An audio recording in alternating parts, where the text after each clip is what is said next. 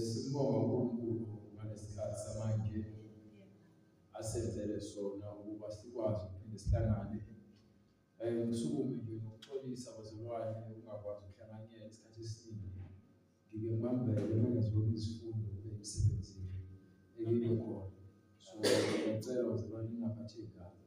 Ngabe sengathi ngiqhamuka nje ngoba sekumele ngizoma la. Kunezinto ezingiphoqayo. Ngasuke ngakhetha ukukhapha ukufunda ngoba sengimdala, so ngiyacela nje nibekezelele. Sibingelela abazalwane ngegama leNkosi uNkulunkulu onke uJesu Kristu. Siloke sithula bona ubufakazi ngalo izwi kaNkulunkulu ukuthi yinye iNkosi, yinye inkolo, umunye umbhapatiso egameni likaJesu Kristu. Okunguye simi la sifakaza, sibonga, sidumisa, sikhuleka ngoba uNkulunkulu usithandile. Engathandanga thina ngoba sesingcwele, usithande sisayizona izona ukuba sifinyelele kuye. uNkulunkulu obekezelayo. Uthi noma ethukuthela kepha uyashesha ukuxola uma nje simuzwa. uNkulunkulu usithande ukuthi siphenduke ezonweni zethu. Umuntu uyisoni, yonke inyama iyisoni. Inyama nje ingcolile. So ukuhlanzwa kwayo akusho ukuthi kuthiwa hayi thatha insindiso namhlanje ngeke uphinde wone, cha. Inyama ingcolile. Ngike ngalimala nje ngibonga uNkulunkulu ngemvuselelo sabanayo kuleli sonto lesidlula kulona emaholidini. Insuku lezi ezintathu uNkulunkulu wangilungisa, wangibuyisela endaweni. Bese nginomkhuba nje wokuqala ngisho ukuphimisela umthandazo nokufunda iBhayibheli. Bese kuwumuntu nje obhizi kakhulu, inhliziyo yami sengasekho kulolu thando lokuqala uNkulunkulu alifaka kimi ngiseCape Town. ECape Town kuwumuntu owethanda izwi. Ngichitha isikhathi ngifunde iBhayibheli, ngimfuna uNkulunkulu. Bengithi noma sengilala embhedeni ngithatha ifoni ngibuke iBhayibheli, ngingaqeda incwadi ya 4 hours ngifunde ngiyiqede. Ngingazange ngezele futhi ngingazange ngiphumule. Kwahamba ukujwayela lokhu, uzibone sengazi ukuthi hayi sengigqili kanti hayi usathane siyakhohlisa. Ukwazi izwi kaNkulunkulu akwanele uma kuwukuthi usuzoba umuntu owaziyo kepha engasahlezi khaxa. Ngoba ugcina sofana nesitimela esihlezi asihambi sihlezi eduze kwaNjanje. Izitimela ziyahamba zonke zikunjanje. Wena uthi hayi nami isitimela kodwa. Gcina sekunjalo. So uNkulunkulu nje wayesenza lento leyo ukuthi ngiphinde ngimfundisise. And kumnandi ufuna uNkulunkulu uma esekhombisile la adlulisa khona ukuthi uyabona udluleki, wadlulaphi. Yini ongathi ukhala ngayo uyefuna. Ngoba phela into esifunayo ukuthi hayi manje uNkulunkulu anginayo imali nje nemoto, futhi anginayo umfazi nomuzi, ngimdala bengimngaka. Bese lokho ukuthi akuphelelisi ubungcwele bakho noma kuthiwa unabo, ngoba kusho ukuthi bese unalezi zinto uNkulunkulu sebusisi ngakho sowuphelele, cha.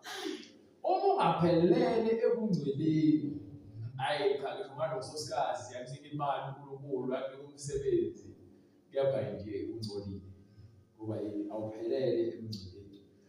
Ubungcwele impilo le yoqotho kukaNkulunkulu. uNkulunkulu uclean ngalendlela leyo ukuthi akasoleki. Uma ngathi uyamsola isho ngabe isilima, ngeke ngisho isungula ngabe isilima.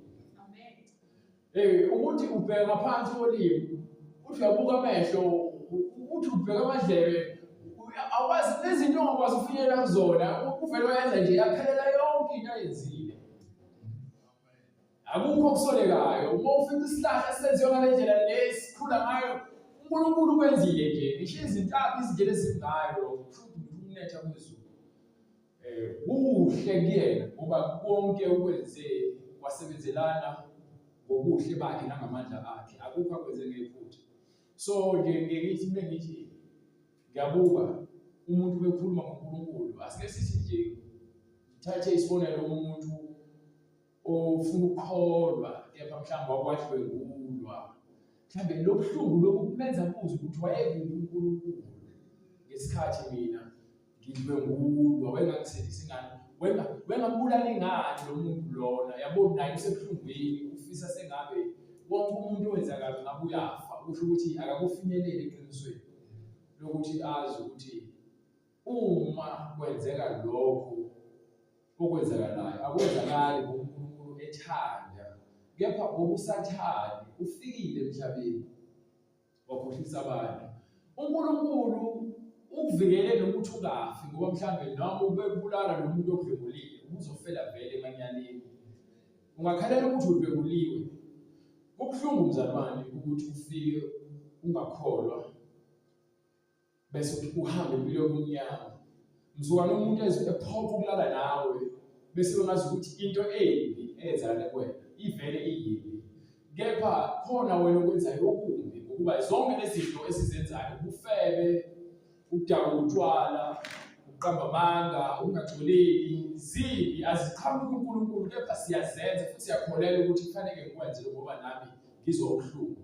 So uyacabanga udadewethu noma umfowethu, ngeke uqale udadewethu. Udadewethu uzinikele empilweni ukuthi abe isidakwa.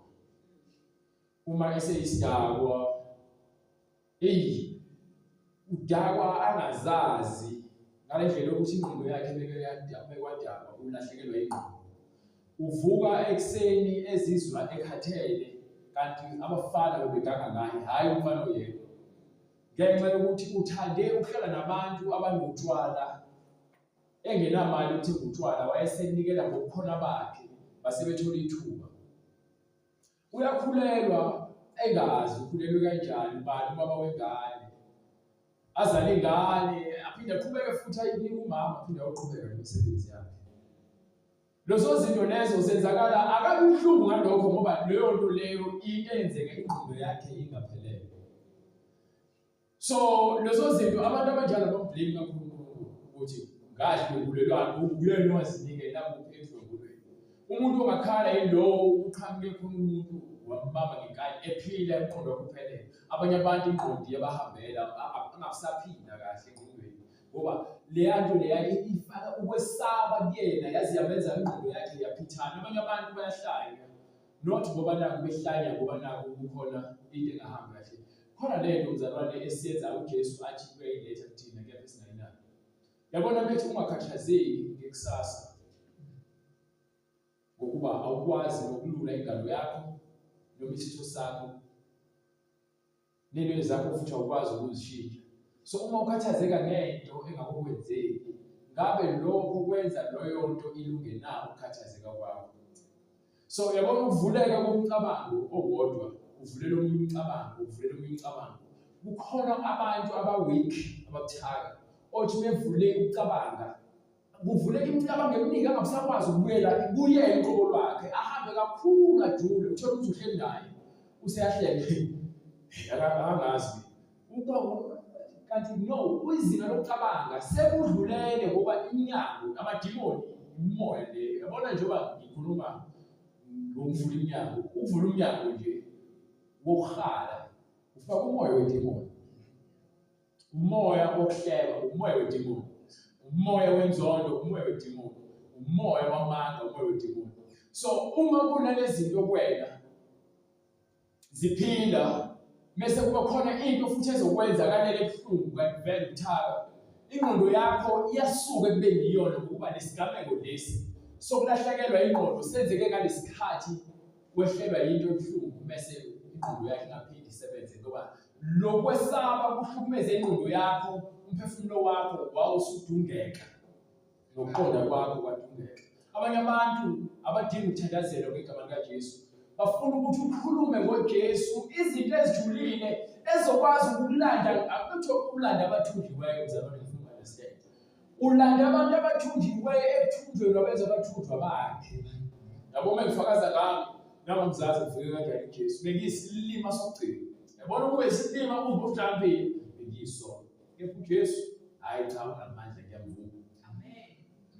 uJesu uma umuntu abanye bakhuluma ngomuntu wesifazane odlwenguliwe nje, yena lobuhlungu lobu menza ukuthi uSathane ambambe ngalesi sehlakalo lesi ukuthi amehlo akhe avaleke kamoya nezindlebe zakhe zivaleke.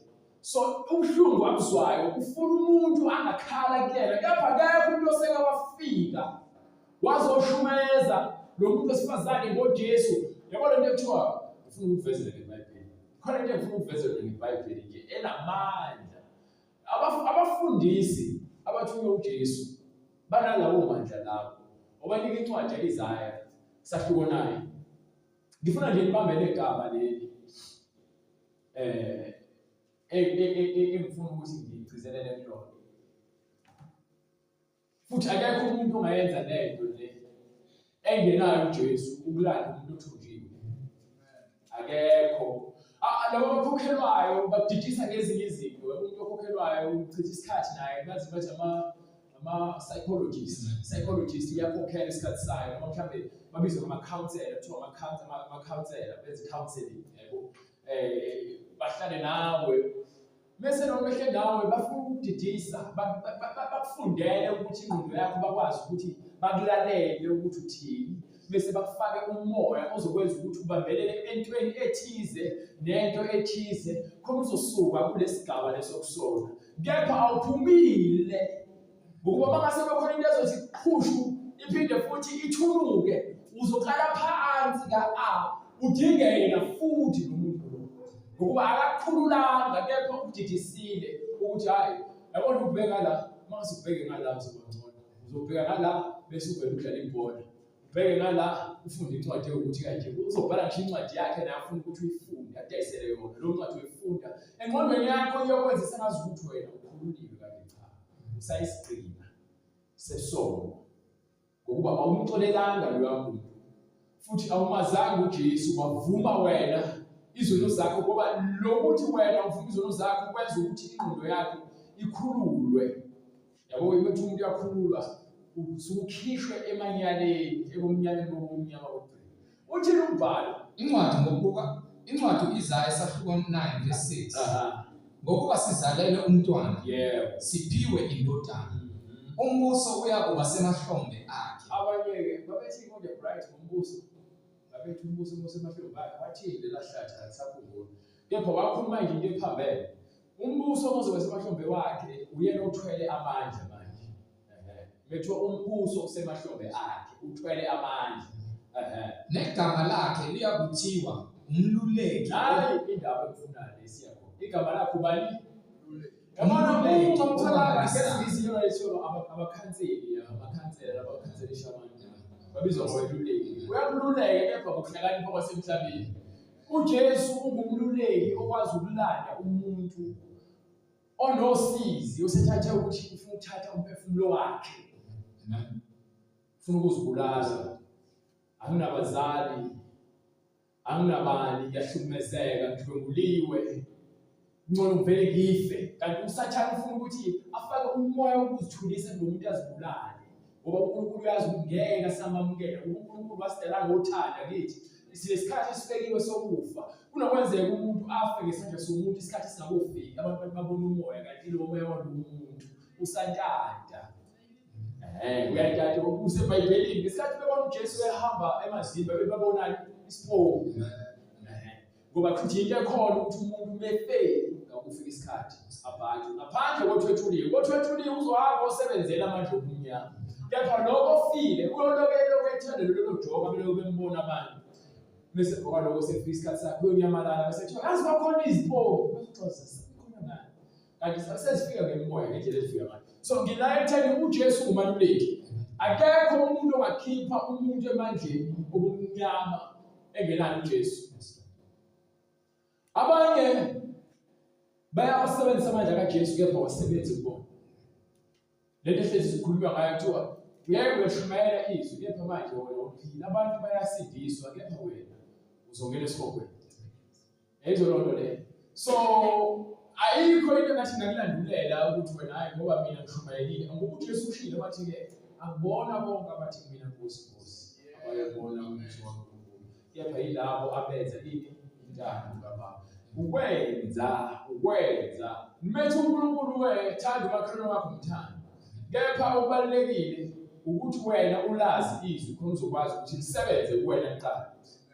Bese emva kwalokho uJesu phela bathi wathi-ke lapha kwincwadi yaLuka 4 bethi-ke akuyona indodana kaJosefa losimazile indodana kaMariya. Uthi ngithi-ke kina niyakusho lesaga lesi nithi inyanga zilapho. Bengazi ukuthi vele bazosho ekugcineni bathi phela sidilize emthini bengazi inhloso yakhe kanti vele yena uselahliwe uphelele. Bajijiswa ukumbona esesimweni esibucayi ngokwamehlo ukuthi ufaka nje phela kadilile abantu bemuka beningi namakhanda bencicisa ngoba bebebuka isimo kusona ukuthi lo muntu befundisa abantu enza izibonakaliso efundisa abantu nomunye leceleni kwakhe ukuthi phela uma ukuthi indodana kaNkulunkulu sindisa thina. Amen. Ukhuzo omunye la uthi ungakhuluma njalo phela thina sizoni ngempela lo muntu akenza lutho. Ingakho azikhalela wathi ngoba wazi ukumsula kwalomuntu uthi usuzukhumbula imbuso yemasi. Usethi uJesu-ke ngiqinisile namhlanje soba nawe eparadise. Okay. Kepha akubaliwe ukuthi izelele sizafa ngalolu suku. Ngikhumbule bazalwane mhlawumbe nikaze ningake lona. uJesu wafa sibabalo ningakho bamgwaza eceleni. Angisho izelelesi ngoba zazisaphila bazishaya baziphula amathambo. Kepha uJesu bona bambona ukuthi wayesefile basebemgwaza eceleni. So ngeke ngithi izelelesi zafa-ke ngalolu suku. Mhlawumbe zafa ngokuhlala. Okay. So ngile ndaba-ke mzalwane ukuthi uSathane uyakwazi ukudukisa impela. Afake ehlathini. Mina ngathi ngazibulala eCape Town. Anginakho ukudla, ngihambile. Ubona uma ngizothini ngizokhuluma noba manje angisazi. So uyaphuma manje ubheka phansi ebuilding nje uma sengiwe ngabe sekupheli. Ukuba ukhona ubaba ngakwenza ukuthi iqamba manje uSathane ukwenza ukuthi uzubeke nezinto ezokwenza ukuthi ukhaveke uma uzibulala. Ngoba yini? Ufuna vele ukuthi uzisuse ukuphila kwakho. So uNkulunkulu-ke uvumela konke ukwenzeke. Yabona incwadi eDeuteronomy ukuthi uyifunde. Isahluko 28 bengaphosisi 26. Yabona uNkulunkulu uthi uma ningangilaleli ningayenzi intando yami uthi nazi izinto eziwenzakalele. Yangigcwalise ezingidlayo. Yabona incwadi itshela ukuthi nje lezi zinto lezi ezenzakala manje zazenzeka vele kwabezizwe ingakho kwakhona iSodoma neGomora ngithi akayibhubhisanga iSodoma neGomora ngoba wayengekho khona kuyona iSodoma neGomora kwakhona uLot owasindiswa naye ngenxa kaAbraham kepha ngiyiSodoma neGomora yayibonile ngale ndlela eyisimanga ingakho-ke kwathi sekufike izingilosi endlini kaLot base befika abantu kusuka kwabantu abadala kuze abancane izitabane ngisho izitabane kuthiwa amaSodomite bezofuna ukulala nezingilosi ezifikele endlini kaLot. So loyo nto ivezela ukuthi uNkulunkulu wabakhetha abantu ukuba babe yisibonelo ukuze baphile lempilo le efunwa uyena. Bangaphili impilo njengabantu abangenamthetho futhi abangenayo uNkulunkulu. So loyo nto leyo uthi-ke uma ningakwenzi konke lokhu azibale lezi zinto athi ngisho niyotshala kudliwa bezizwe imbongolo zenu ziyothathwa imfuyo yenu ngisho izindlu zenu iy'ngane zenu bazozidlwengula phambi kwenu. Lezi zinto lezi wazibhaliwe nje namhlanje ziyenzeka. Kungabi khona kakhulu izwe siphila lona ngeke uNkulunkulu. Ubuzwa ngithi umfundisi udlwengula ingane notshe intombazane yomfana. Umfundisi faka ukholo uyama la kanti kwisithabane. Ipulpit siyaba indawo yokuqasha abantu beyisebenzise njengendlela yokukhava ukukhohlakala kwabo. Kepha uNkulunkulu uthi konke okwenzakala ebunyameni kuyabambula. Uthi baqaphela abaprofeti bamanga beza kunina beyizipisi bebozeke isikhumba senu. Kunabantu abeza ngokulunga kepha bese uphila nabo ubone ukuthi mina bazalwane ngiyacela ningikhulekise uNkulunkulu anginika amandla. Kukho konke kusenhlizweni yami ngeke ngikubale ukuba uNkulunkulu akukho le akadlulisi khona ngamabomu wena ungathandi. Akekho uthanda ukuhlupheka, akekho uthanda ukuhletshwa, akekho uthanda isikakhulukazi thina abazalwane. Kubuhlungu ukuhletshwa, kubuhlungu futhi ukuzondwa, kubuhlungu ukugixwa, kubuhlungu ungathandwa. So lezi zinto ngizibala nje umzalwane nomzalwane kufanele adlule ukuhluphekeni kwasemhlabeni nokuhlupheka nje wasibheke nako thina sinikwe ukuthula kwasezulwini. Ngibuya kule nto yokuthi uNkulunkulu bekukhiphile kulo msindo loya wokuthi ubantu uSathane bese afaka umoya wokudakwa utshwala. Yabona umuntu odakwa utshwala umuzwe bese edakiwe ukuthi cha lo muntu khona into emdlayo ngaphakathi kepha mayiphila uyayifihla. Ngumuzwa nje sethi yazi nje mina ngifuna udokotela mina nje kwavele kwafuma manje kwavele kwaphela. Uyakuzwa umuntu ufile so lento yenzayo akathandi. Kepha ngenxa ukuthi uzama uloku ebalekela lokho usize acabangayo so ucindezelekile. Kwesinye isikhathi akadingi ukuthi ukhulume naye, ufuna uqala umlalele khona uzohamba ezinyathelweni zakhe umcathulise futhi udinga isikhathi khona ezobe bese efika azizwe yabona uma usindisiwe ngokukaJesu. Fanele umuntu bekhuluma nawe elethe usizi abehamba azizwe ephilile noma athi yazi ngazizwe ngingcono. So lokho kwenza nawe ube nale njabulo leyo ukuthi ukhulume nabantu. Ungami uphathi kwabantu ufuna uqabisa ukuthi usindisiwe bese ngasafakazelwa. Umuntu behamba inhliziyo yakhe ihluthukile kanti wena lo muntu bowuthungiwe ukuthi wena ukhulume naye umkhile. Kepha lo muntu lo wena wangamnika ngithuko. Uthi uJesu uqaphelani abaFarisi abathanda ukugqoka izingubo ezinde bese kuthi ezindaweni eziphambi kwabantu bathanda ukuthi baphakamisele izandla umfundisi wabo ngicodwa. Bese befika lapha kumasinagoge bathanda izindawo eziphambili nasemadilini bathanda ukuhlala ezihlalweni eziphakeme bekudlile. Uthi baqaphele ngoba labo bantu labo bona basebenzela udumo. Uthi umvuzo wabo ule emhlabeni. Kepha thina uthi masibe ngabantu abathobekile bese sibe abantu futhi abahlakaniphile. Hayi lokho sesikoleni. Yabo nje uthando kaNkulunkulu ilokwazisa omunye umuntu ngenhlonipho nangokuthobeka. Ilona thando lolo olungaphezulu uthando ongathi noma ucabanga ukuthi umuntu kepha uthola ukuthi inhliziyo yakho ayivumi futhi ayikho ngale nto oyenzakalayo. Mhlawumbe omunye umuntu awuphiwanga abakufinyelela uthando kaNkulunkulu. Uthando kaNkulunkulu lujulile mzalwane. So ngalokho-ke bazalwane ngithi angisho ukuthi uNkulunkulu ngiyambonga ngempilo yami ongikhiphile emajukujukwini wazongibeka la phambi kwakhe ukuthi ngithi uNkulunkulu ngimbonge njalo ngiyambonga uJesu. Angazi ngilinganisa nani ukubonga kwami kuJesu noma ngathi ikuphi engakwenza ukuthi uJesu ajabule. Because ngivele ngizibone engcolile engathi kusamele ngikhishwe uyini ucadolo ngiphinde ngikhishwe nameva ngisale izilonda ngisafuna nje ukusetshenzwa kakhulu. Ngingabe umuntu ojabulisa ukuthi angelazi iBhayibheli ngishaya ngale ngifuna ukulungiswa mzalwane. Ngifuna ukuphelelisa othandweni. Yabona into yokuthi uthando mzalwane into yokuqala futhi ifunde uNkulunkulu ayiyona unothando bese uyabekezela. Unothando uyabekezela. Uma usuhlulele izinto eziwu2 ukuba nothando nokubekezela uyaphuma endleleni yokukholwa. Indaba yakho nokugcwele iyaphela. So obuyele lapha kwencwadi-ke ebengifuna incwadi Isaiah 58. Ngifuna ukuthi sibheke ibhalo mayelana indaba ebalulekile yokuzila ukudla. Bese kuba incwadi yaMateyu 6 kusukela kuverse 14 yona uzobhekela sibheke indaba yokuzila ukudla. So uMoses nangu uNkulunkulu uyamkhetha. Moses akazikethanga wala uNkulunkulu le kaMowabi wayomlanda khona. Esehleli lapha kumkhowakhe wayehlele khona uMoses. Senonkosikazi namadodana amabili. uNkulunkulu wayesemthume ngebhithi esehlangane naye lapho esihlahleni isikhathi elusa uMoses. Kuyisiphiwo yabona ubizo uNkulunkulu kuyisiphiwo. And uNkulunkulu wazi wena ungazi ukuthi uzonikwa isiphiwo sokuthi wenze umsebenzi wakhe.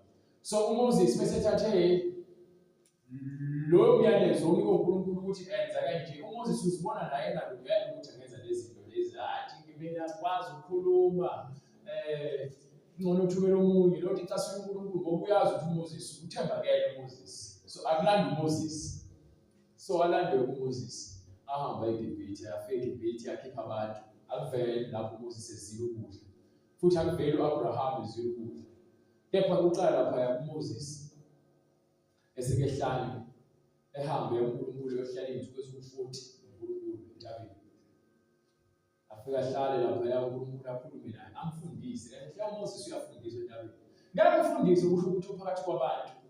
Ngoba no-Abraham ubheka uyakhishwa kubantu bakubo ukuze kufika izwi njengoMoses bese athi aphuma la uhamba bese amkhombisele lokhu amthembisa khona akholwe uAbraham. So lento yokukholwa ayifuni nabantu abaningi. Ngeke uze ufike lo Jesu useklabhini uprova kumnandi. Ngeke uze ufike lo Jesu uhlezi ku-TV nabangani bakho njalo uculo hip hop uneshukela etsanga ukhuluma ngezinto zenu. Ngeke uze umuzwe futhi uJesu usahlezi nabantu abakhuluma indaba zokufebe njalo. Fanele kube khona indlela ahlukanisa ngayo. Sibhlungu nje. Yabona ukukhuluma ngayo ukudlwengulwa, yokuya ejele, yokuya esibhedlela, yokuhlupheka ungabi nako ukudla. Akakufase nje uNkulunkulu ngesibonelo athi nje uzokunika u3 days noma 2 days ungenakho ukudla. Kanti wena wazi ufasisa uNkulunkulu nje ukuthi ulaphi. Awunakho ukudla. Afike uNkulunkulu azokhuluma nawe ukholwe yena akufundise ukuthi ufuna ukukhozwa kanjani. Kanti ungakholwa usucabanga nokuthatha impilo yakho afike uJesu. Uma uhamba uyofakaza ukuthi uJesu ufike kwenda ngqo. Bese ushiza izinto azishoyo. Abanomoya oyingcwele bazovula amaBhayibheli noma uzothi ukhuluma uzobe ufika imibhalo kodwa. Imibhalo efakazela lento eshoyo. Uma wena ufika uJesu ngoba nako khona into evula inqondo. Tshwashwelani imimoya. Baningi abaprofeti abakhisha uSathane. So yabona lento ngithi mina ngithi abantu azana amaBhayibheli. Umuntu uvela afika nokufakaza kanti isikhohlakala esikhulu ukuthi uSathane. Bese emva lokho usefuna ukuvula ibandla, useqala manje usethela ubeka izandla ndikwamandla futhi yena uJesu uthe akabusise namanzi aningi. Ngoba uthe uqhamuka kuJesu kubhalwa phansi maningi abazoqhamuka ngegama lami benze isibonakaliso badukisa abaningi. Bese kuyenzeka namhlanje. So uma unomoya oyingcwele noma unokuqonda imibhalo engcwele, umuntu bekhuluma nje ufakazela iBhayibheli ngakho konke okukhulunywa uJesu ngezwi ngokuba lithi izwi uNkulunkulu akaguquki. Nanokuthi athi kwemincwadi lapha kwincwadi yaJohane esekhuluma nabo ethi ke becasula ukuthi yena uyindodana kaNkulunkulu. Bese bemphikisa athi ayisho imibhalo emthethweni wenu akasho yini ukuthi nina ningamadodana akhe noma amadodana ophezulu konke. So uma asho njalo kubona abanikwa izwi ngoba phela imibhalo ngeke yaphikiswa ngeke futhi yaguqulwa. Uyini mina mangithi ngiyindodana kaNkulunkulu noma ngiyindodana yomuntu. Yabona ukubafezela into kuphi esezwini efakazela lento ayishoyo ngoba kubhaliwe kwincwadi yaMahubo. Isahluko 82 kusukela verse 6 athi ke nina namadodana ophezulu konke. Umfundele lo ncwadi leyo. Kepha emva lokho ithi kepha niyakufa njengazo zonke izikhulu. 82:6.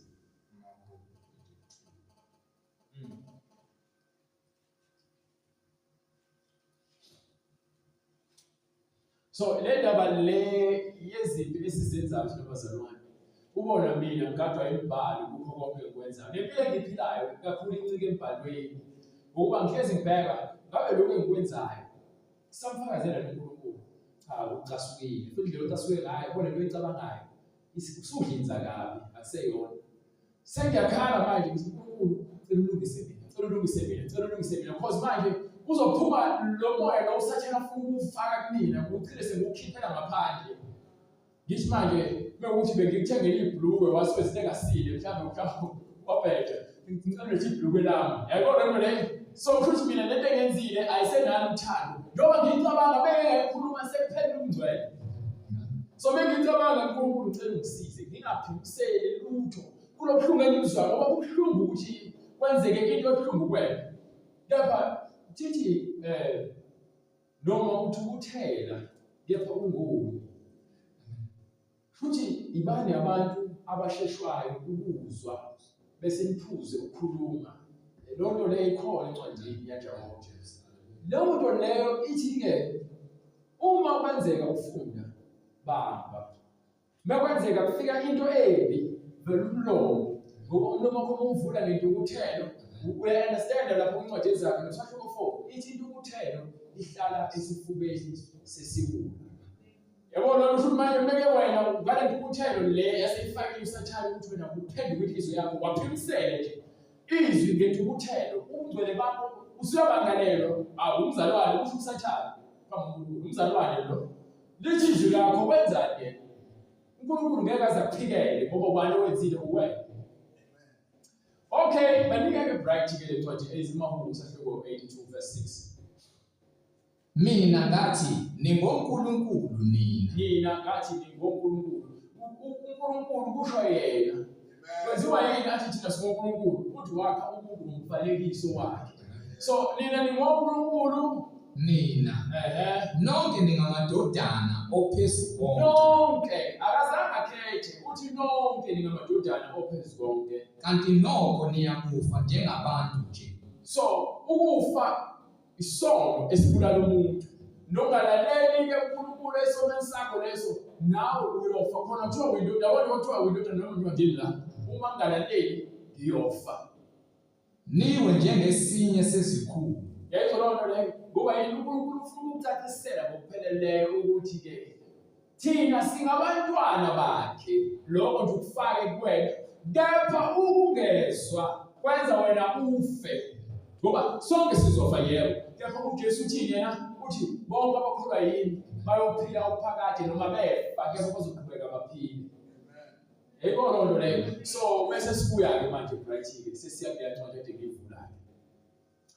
Ngithi bazalwane njengoba sifundisa ngalezi zinto lezi zisisekelo sokholo lwethu.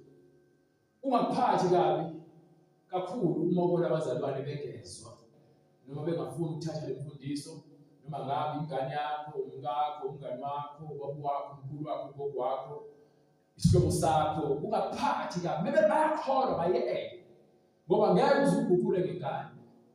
Kepha uNkulunkulu umbekela isikhathi nomzuzu njengoba ethi konke kunomzuzu wakho ngaphansi. Kunokwenzeka abanye bezalwane bawuthola umusa abanye bangawutholi. Akukho emandleni ethu ukusindiswa kwabantu. Kepha kungumusa njengoba nakuthina usificile umusa saphenduka. So lezi zinto lezi esizifundisayo ezakhe uNkulunkulu thina sizamukele ngoba sithanda ukwenza intando yomdali. Ukuba besingathandi ngabe nathi sibhizi nezinto zethu zasebumnyameni besizenza. Kepha ngomusa sisindisiwe. So ekuhambeni kwethu-ke bazalwane le nkonzo yokuzila ukudla yenziwa zonke izindawo. Ngisho abantu abangakholwa ifasting bayenza.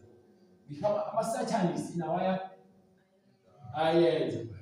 Ngoba bafuna ukuthi bese bekhuleka ngempela ufuna understand ukuthi umkhuleko womuntu inhliziyo yakhe ekuloyo nto le ayenzayo. Umuntu okhala emsamo naye ukhala ukuthi ngempela bekwenzeka izinto akhona ukuthi ayisebenza manje sakhe. Ngoba yini le nto yenza ngokuzinikela futhi ubenze ngokucophelisisa. So usathane kuthina-ke bazalwane usefakele leyo ukuthi singaqapheli. Senze ngoba sibona abanye abantu. Nokuthi hayi ngafika kwenziwa nami ngenza. Hawu okay. Kunzima ukukhipha insila esifakwe yajula kumuntu ongazi ozokwazi izinto ngenyama. Ngoba umuntu ozithwele nozigugumezayo mekhuluma nabantu uqabisa kakhulu ukuthi yena mkhulu uNkulunkulu ingakho emsebenzisa. So umuntu okholwa uyena uthanda yena uzwa yena futhi kube nzima ukuthi bekuthiwa kuhlola ibhala athi ayifundiswa wami uqhamuka kaNkulunkulu ngqo. Ngeke nje azabhude ngeke azabhede wena nje ongezwe unenkani. Okay. So kule ndaba le kaMoses kubentabeni ufika lapha ashawa 40 days usuke zo40 usuke obu40 bese ngoba lokho abuye akekho futhi waphinde wakwenza lokho ngaphandle kuka uDaniel washaya izinsuku ezu21 mhlambe bazalwane ngelizwe uma bekhuluma ngeDaniel fasting ukudla amahlamvu ngapha phinde futhi uzile ukudla uphinde futhi udla amahlamvu ngeke le iDaniel fasting iyodwa uDaniel wazicelela ukudla amahlamvu ngoba bethu akayodla etafuleni lenkosi wathi cha akafuni ukuzigcolisa ngoba inkosi inokudla ngendlela yayo mhlawumbe ungaqondi Kepha lapho kuvela khona uDaniel wafasta noma wangena kwi-fasting. Sakhona incwadi kaDaniel iqondile. Wazila ukudla insuku ezu-21, 3 weeks. Emva kwalokho kushaya 10. Seke qhamuka ingilosi siyaveza ukuthi hayi umkhuleko wakho uzwakele. Kepha ngeke nganokuvimbeka ngoba isathane ubemvimbile endleleni yokuphazamisa. Ngoba uyathunyelwa bazalwane. Amen. Ufika ucela ukuthi wena uNkulunkulu ucela u1 u2 u3 bese kuyathunyelwa ingilosi ukuba ikulethele. Bese usathane aqala beke isikhubekiso phambi kwakho. Yabo ngesikhathi beke isikhubekiso phambi kwakho inhliziyo yakho iyabamba iyayeka kade ngilindile isikhathi siyahamba impilo yami ngizothi ngina 34 ngona 34 ngangifuna ukushada ngina 30 ngangifuna ukuba nemoto nomuzi wami ngina 30 so ngaya kokhonza uNkulunkulu ngacela lezi zinto azenzakalanga ngoba yini ngifuna ukwenzisa uNkulunkulu lokho okufunwa yimina. Kanti uNkulunkulu kunesikhathi esibekiwe kwakho kuyeza ngasuka endleleni mhlawumbe ngizofika ngina 32 years mina sengisuka ngina 34 years angisakholwa sengitshela abantu ayikho le ndaba kaNkulunkulu. Ingilosi yajika nesiphiwo sakho nesabelo sakho nokuphendula yini umkhuleko wami ngenxa yokuhlulwa yini ukubekezela nothando nokukhuleka nokuzila ukudla.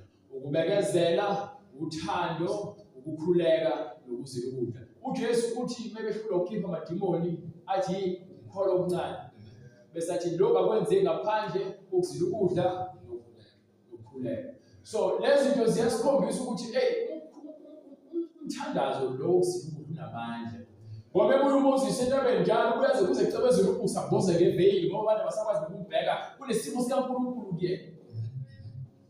Ngoba yini uma mzalwane angifuni ukuthi le nto ubuye ngokwenyama. Yabona uma unenkazimulo kaNkulunkulu unesithunzi salokulunga phela kwalo moyo oyingcwele ofakwe kuwena. So kunzima umuntu osetshenziswa usathane ukuthi abe seduze kwakho ngoba wena uyashisa ubiyelwe angithi. So njengoba ubiyelwe nje kunezinto wena ozishoyo abamsandi ukuthi ngegama lika Jesu Kristu lo ngiyaqalekisa lo moya ufunda eduze kwakho. Noma kuthiwa umemezanga kepha ukhulume noNkulunkulu kukhona ekhona ukuthi uyosathana. Ngoba yini uyabona umuntu uthunyiwe ukuthi azoqhubekisa. Kepha uthi Jesu siza mina. Ngihlale endaweni yami yokulinda ngingasuki. uNkulunkulu uyaqhubeka ubona umuntu esenqapha ihamba noma esithi hayi ngihamba ngizobuye kubone kanti bezohleba bangamphenduli ngokukhuleka. So into esiliniwe ukuze sikwazi ukuma okholweni lwethu le nto yokuthi ukuzila ukudla ufuna uqala uyiqonde. Njengoba bona uqale babethatha imlotha bezibixa ngayo bethatha amasaka babopha esinqeni beqedile impahla zabo.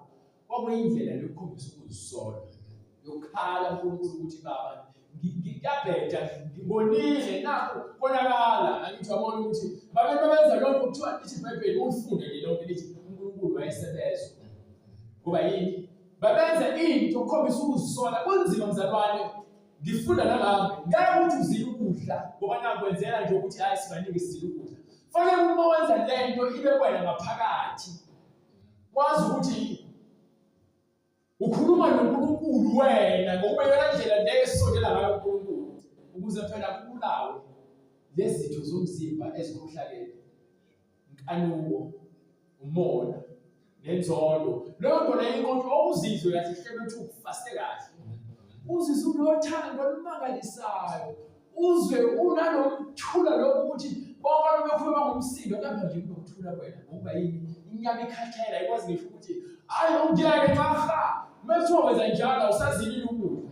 Fanele bese simese sokukhathala bekuzizwe usemoyeni. Uze umoya oyingcwele uphila kwena. Uma ufunda iBhayibheli, uma ufunda iBhayibheli uhola. Ufunda iBhayibheli uze uNkulunkulu ekhuluma nawe. Uze uhleke wedwa.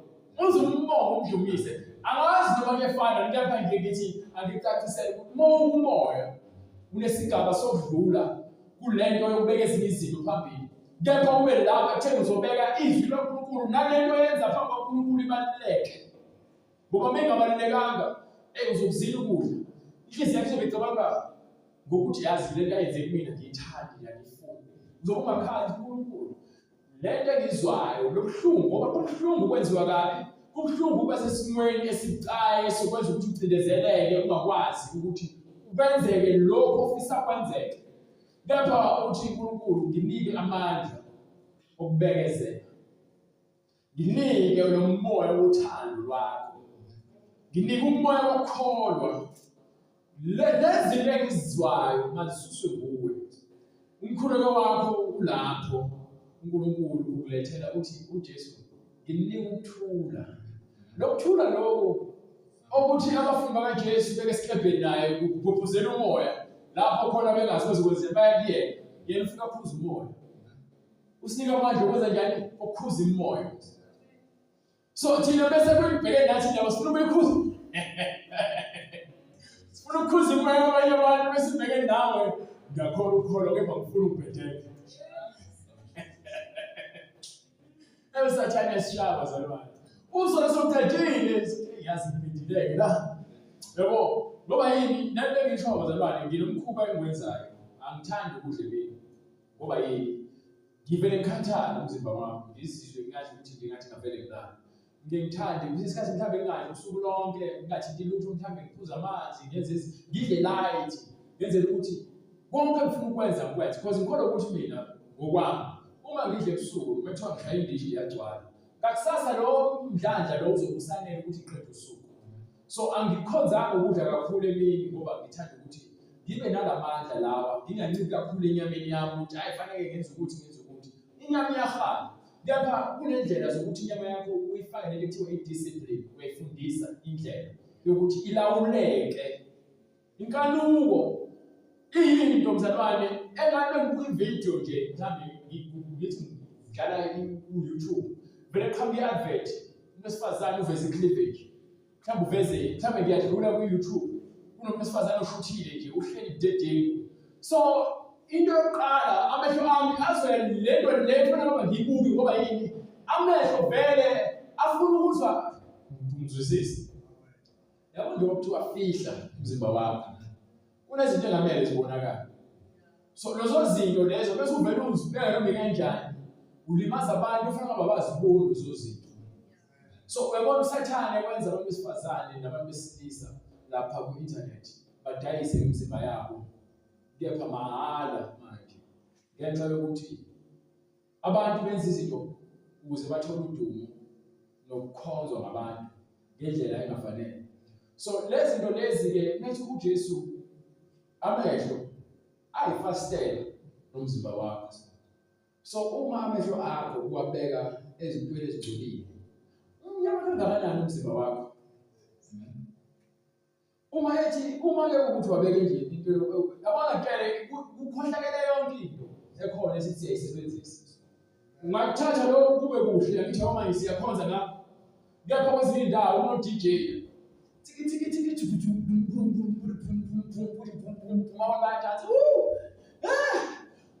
thatha ama-drugs la kuyaphuza utshwala la kuyafetshwa la. Kepha lezi zinto lezi zinomsebenzi wazo ukuthi zenze lokho ozikwenzayo. Ubani osebenza ngendlela afuna ukusebenzisa ngayo yilowo onale ngqondo lena. uFacebook awusona isono. Kepha abantu abasebenzisayo abanesono. uWhatsApp awusona isono. Abantu abasebenzisa uWhatsApp abanesono.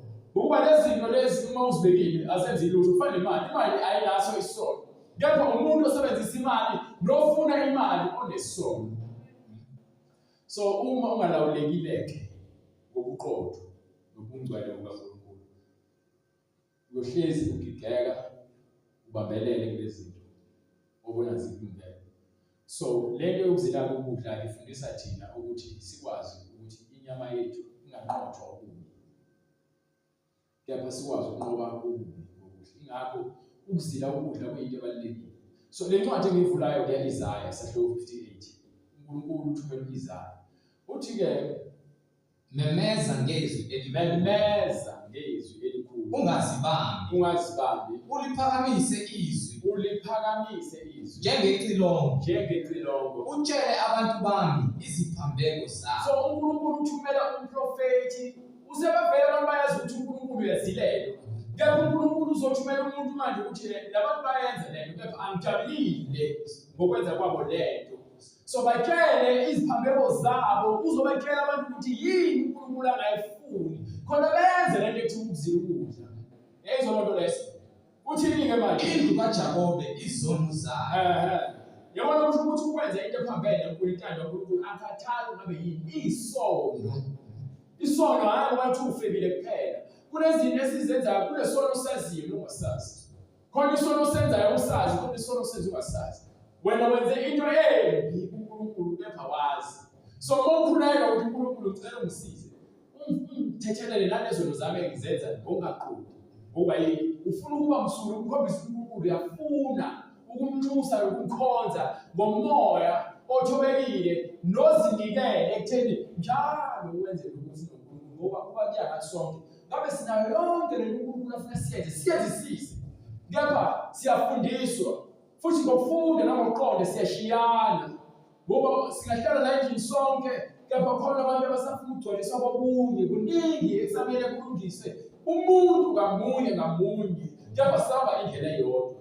uNkulunkulu owazi inhliziyo zethu uyena owazi ukuthi lo muntu uyashoda la ukubeka isikhathi sokuthi uzofunda ngeke yonke into sifunde kanye sibambe yonke siyenze futhi ngendlela. So uhambo lento yomgcwele lwansuku zonke ukuthi ekuhambeni kwakho le Bible belithi le ncwadi yomthetho mayingasuki emlomeni wakho ikhuluma noJoshua ozoba umholi kepha naye uzofundisa abantu naye uqobo lwakhe kuthiwa khona uyakugcina konke okubhalwe kuyona.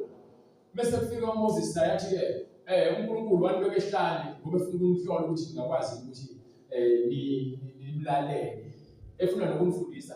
Nahamba nangagugelwa izimpahla nahamba ngezicathulo zenu zakaguga ngoba uNkulunkulu ufuna ukukhombisa ukuthi umuntu ngeke aphile ngesinkwa kuphela kepha ngawo wonke amazwi. Usho uMoses esho umncwadi uDuteronomy aphinde noJesu futhi bese usathane sefika ethi phendula lamanye aphinde athi uJesu kulotshiwe ukuthi umuntu ngeke aphile ngesinkwa kuphela kepha ngawo wonke amazwi. So le ndaba yamazwi uhambo yebo uyafunda mhlawumbe kunezinto ongaziqondi kepha uyakhuleka uNkulunkulu akukhulekeli mhlawumbe kwesinye isikhathi ukuthi uNkulunkulu akutshele yonke into kepha ukhulekela ukuthi uNkulunkulu ucela umambulele.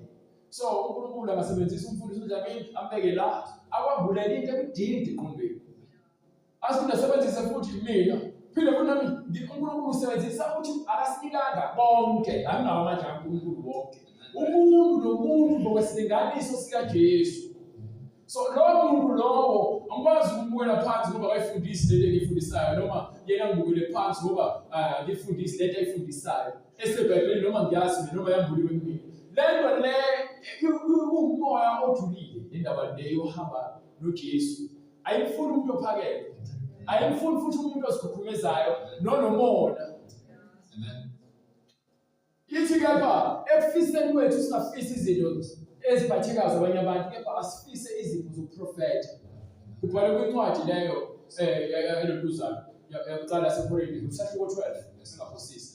So lo nto leyo ithi ke kukho konke asilangazelele iziphiwo zobuprofeta. Kusho ukuthi masibe nomqondo ukufuna ukuhlakanipha koNkulunkulu ukuthi sikwazi ukusiza nabanye abantu.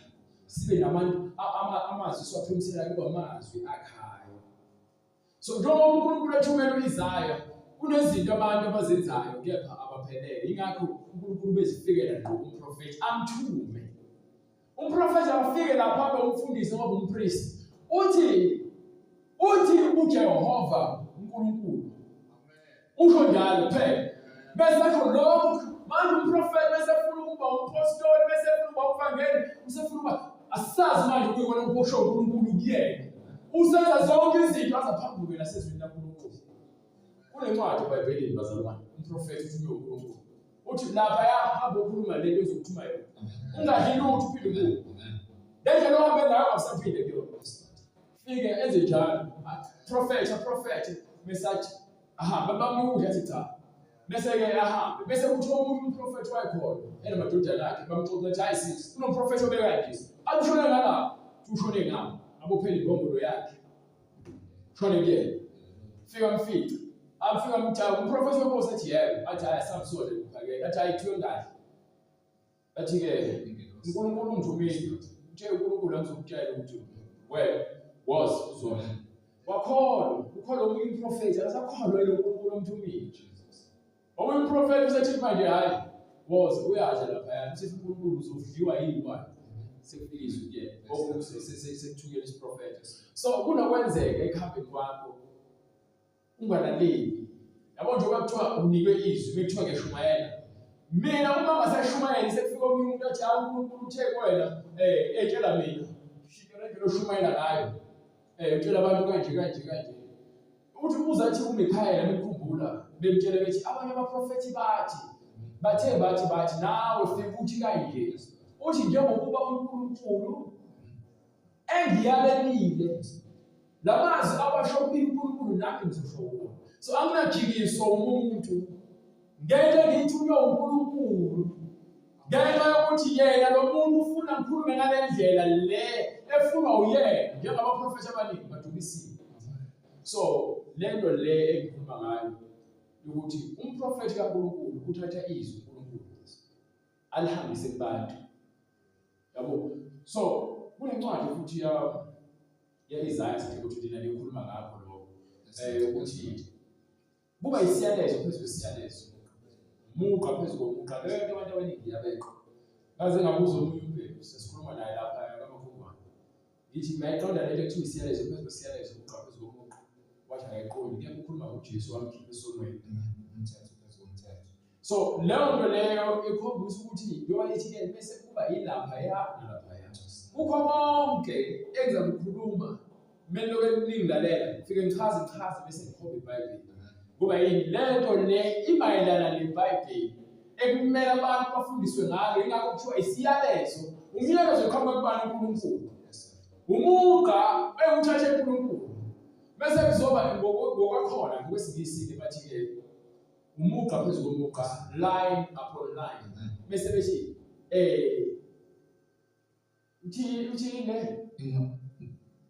oyifunde right ngalokho incwadi Isaiah 28:13 ngalokho izwi likaJehova liyakuba kubona isiyalezo phezu kwesiyalezo isiyalezo phezu kwesiyalezo umthetho phezu komthetho umthetho phezu komthetho isiyalezo ngesingisi lithi umuqa phezu komuqa manje line upon line bese kuzothi precept upon precept usho umthetho noma isifundiso phezu kwesifundiso ngoba precept usho isifundiso ayingomfundi kakhulu bazalwane ngoba iBhayibheli lesingisi ngiyalifunda kakhulu nami ngoba leli sizwe bese bechasisela ababuye baphice kancane ezinye so njengoba lezi zinto zibekiwe ukuthiwa isiyalezo phezu kwesiyalezo isifundiso phezu kwesifundiso bese kuba yilapha nalapha uphinde ubuyele futhi uzohlala kuphi isiyalezo phezu kwesiyalezo isifundiso phezu kwesifundiso mawubheka abapostoli ufika chaza bese athatha incwadi uthi njengoba kulotshiwe uthi umpostoli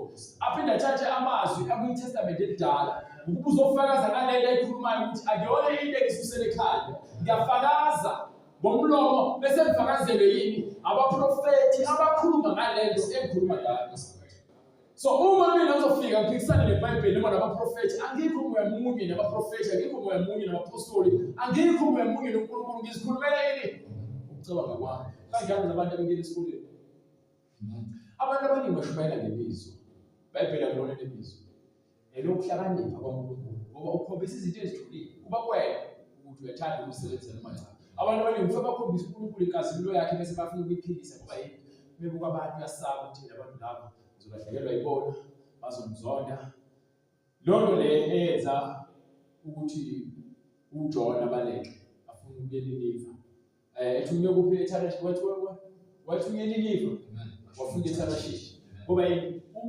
usaba ukwenza into kaNkulunkulu nje uNkulunkulu uyambuyisa wathola umusa so lento lena ke yokuzilukudla esikuyona njengamanje lapha nje ukuthi khuluma nabantu bami batshela iziphambeko zabo indlu kaJakobe izono zabo ngokuba yini bright ayisho uNkulunkulu nokho bangifuna izinsuku zonke izinsuku abantu bayakhonza bayothandaza bathanda ukwazi izindlela zami bayaya emasontweni bafuna Kunabantu inhliziyo zabo zonke bazinikele bazalwane emabandleni amanga. Bazinikele ukubona umzalwane uyamthanda uJesu futhi uzimisele. Kepha manje imfundiso kaJesu ayikho lapha. Kepha ngenxa yokuthi kuculwa lezi ngoma zokholo, ushawa ogani kuze kuzwakale kamnandi, leyo nto leyo bese iyamiyenga ingqondo yakhe idakwe yilo mculo, idakwe nale ndlela lomfundisi ashumela ngayo, indlela azenze ngazo ukuthi umoya khona lento ethiwa ukuzenzisa. Uzenze khona ukuba umoya, yabona umoya wamanga ukwazi ukwenza ube nawo umoya, kepha umoya wani wamanga. Khona umoya kaNkulunkulu okwazi ukwenza ubonakala ukuthi umoya. Onomoya kaNkulunkulu uzoza ukuthi umoya kaNkulunkulu. Kepha onomoya wamanga ngeke zezwe ubuzothi hayi ngeke ngiyazi le nto mina. Kepha uNkulunkulu memphile ukuthi asindise uyakwabuleka athi bengayazi le. Aqala phela iBhayibheli lakhe bese aphume futhi ebandleni lamanga athathe uJesu ngokuqiniso.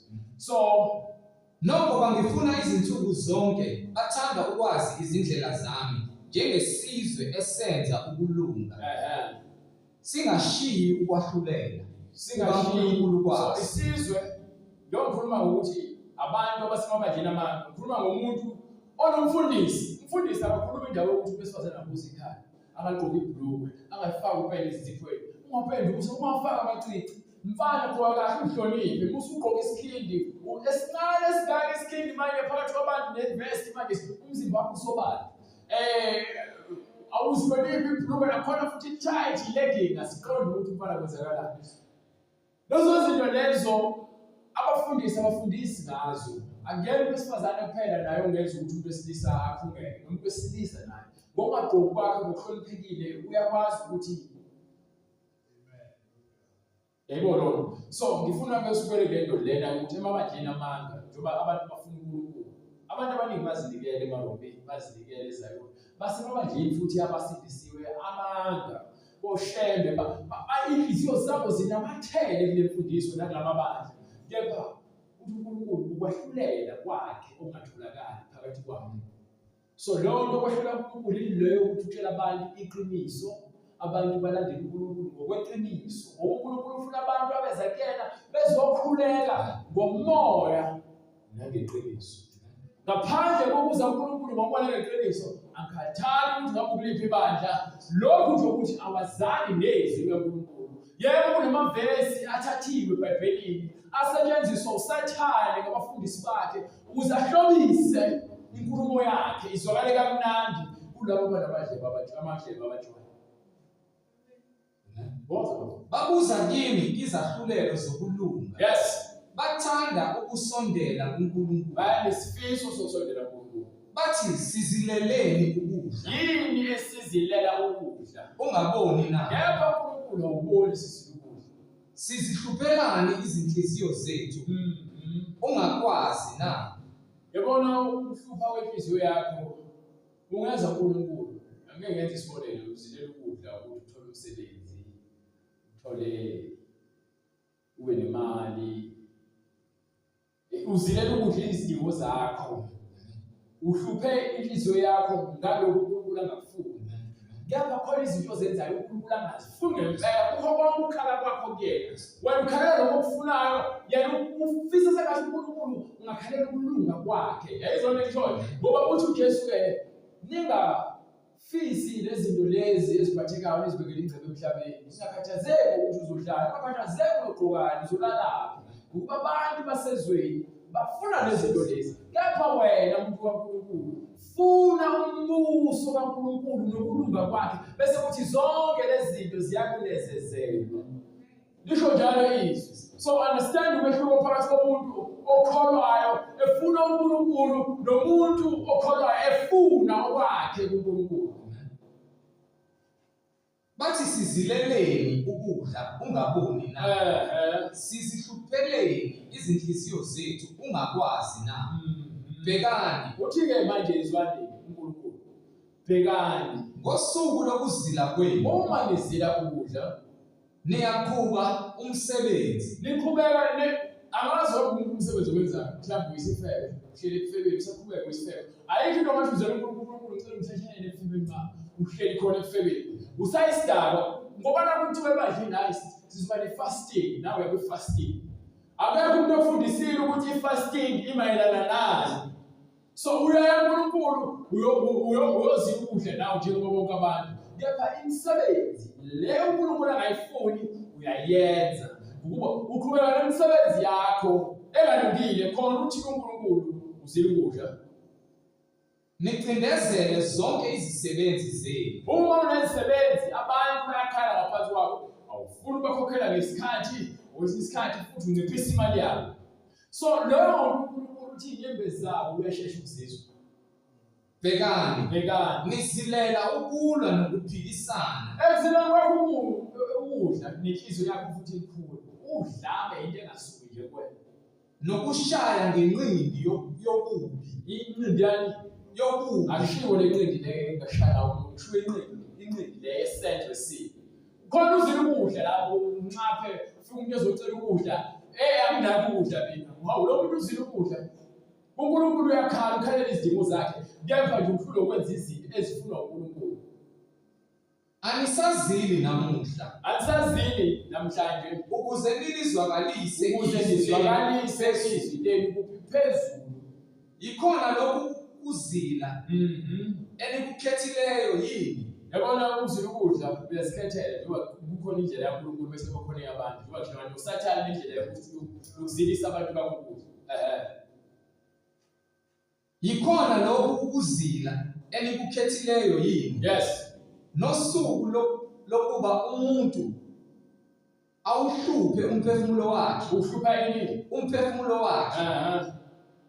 Ukuthi umuntu agcoba ikhanda lakhe njengomhlanga. Awuphinde ufunde kahle. Nosuku lokuba umuntu awuhluphe umphefumulo wakhe. Ukuthi umuntu ugoba ikhanda lakhe njengomhlanga. Ukugoba not ukugcoba. So ukugoba umhlanga ukuthi wabona ukuthi umphefumulo wakho uyagoba. Uphezulu kwenziwa umoya. Kepha wena uthandi. Ayizona ngisho ugobiswa yini? Umoya. Wena uthandi, wena udalelwe ukuthi umuntu onde. So uNkulunkulu ufuna abantu abazozithoba bona bengaphoqwa isimo. Kepha wena nje ukuzilahla kuyena ngoba phela thina sinikwe ukhiye ukuza kuNkulunkulu ukuzila ukudla nomthandazo. Lokho nje bese inhliziyo yakho ibe yinhle. Inhliziyo yakho mzalwane ayike engiyithanda mina njengomzalwane nenhliziyo enhle. Izimo uzofika ezogugula inhliziyo yakho. Akube ukuthi yaphazamiseka kepha ukukhumbula ukuthi wena kufanele ube nenhliziyo enjani enhle. Ngoba khona umbhalo othi-ke babusisiwe abahlambulukile enhliziyweni ngoba bayabona uNkulunkulu. Manje uma umzalwane inhliziyo yakhe indolaka idiniwe ayixoleli inenzondo bese uthi ufuna ukubona uNkulunkulu. Ngeke kuze lokho. Ngeke. Ikhona lokhu ukuzila enikukhethileyo yini. Yes. Nosuku lokuba umuntu awuhluphe umphefumulo wakhe. Ukuthi umuntu ugoba ikhanda lakhe njengomhlanga. Endlale indwangu yamasaka nomlotha phansi kwakhe na. Yes. Lokhu kambe ungakubiza ngokuthi ukuzila. Nosuku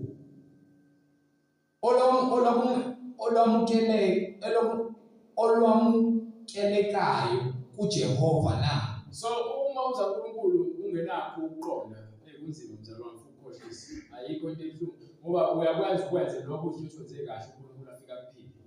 Akuchithe nje ukuthi hayi angikwazi. Njengoba uJesu baningi abathi Nkosi into nje ekhona leyo. Njengoba etshela noIsaya into endala le etshela abantu ukuthi anizi kumina ngokuqonda, niza kumina ngendlela engayifuni.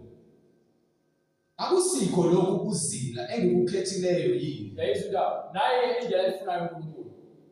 Ukuthukulula izibopho zobubi.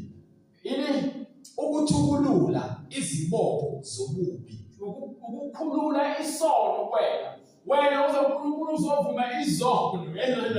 Unenhliziyo mabeyibubu. Hayi kodwa uNkulunkulu ngiyaxolisa uNkulunkulu ngiyamthethelela.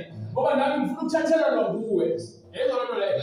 uNkulunkulu ngonile ngitholakala sengidlinza ngocansi. Ngitholakala sengidlinza uNkulunkulu ngogwayi ngomtshontsha nomcabango emibi ngitholakala sengidlinza ngomona uNkulunkulu ngicela lokho ubulale kumina ngiyazisona uNkulunkulu ufuna abantu abazisolayo ukuthi uyaqondisisa hayi abantu abafunayo kuyena nje babona bengaboni lutho ongalungile ngabo abafuna abantu abanjalo uNkulunkulu yebo lonto leyo so mawuza kuyena ngempela ufuna umuntu ofana noDavide uDavide bese kulalisa uRaya eseza uNkulunkulu kwincwadi yaluluzana eMahubo isahluko 51 ngapho6 esekhaza ubuhlungu benhliziyo yakhe uDavide ukuthi uyasizwa lesono siyamlimaza so uzokhala uNkulunkulu naye uthi baba uthi uNkulunkulu ngihawukele ngithona ngihawukele uNkulunkulu ngihawukele ngokomusa wakho yesula iziphambeko zami ngiyizolele bakho